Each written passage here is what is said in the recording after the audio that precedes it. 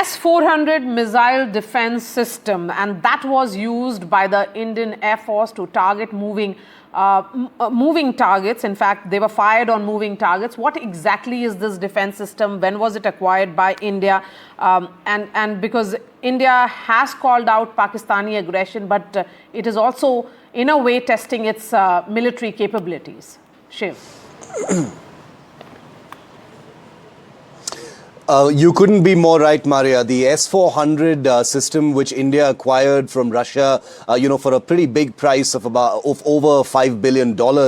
These 5 regiments of the S-400, also called the Triumph, began deliveries a little late during the COVID pandemic. If you remember, in 2021, we've got, I'm not going to go into the numbers of regiments that have already been deployed or where that, of course, is, operational intelligence. But these systems have really, earned some of their investment back yesterday, Maria. What we saw in the air yesterday, obviously we don't know whether those were the S-400s themselves, but we can reasonably and safely assume that as part of the, the symphony of air defense that played out across different sectors, whether over Jammu, Pathankot, Amritsar, several other cities, the S-400 basically performed immaculately. These are a series of air defense missile types within one encapsulated system, Maria, which are capable of intercepting incoming, enemy targets out to ranges of anywhere between 40 kilometers and 400 kilometers. Even NATO countries in the United States,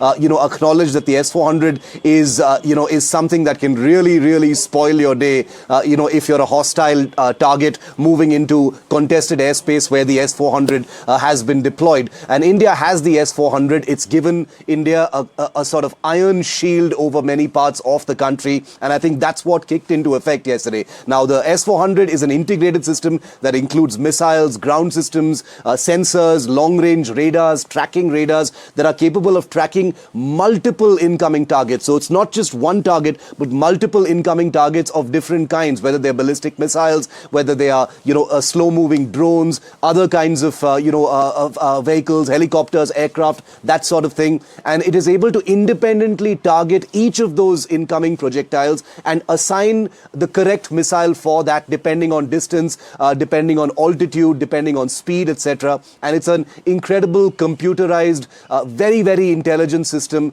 that is capable of doing many things at once. And that's the kind of symphonic air defense display that we saw play out last night.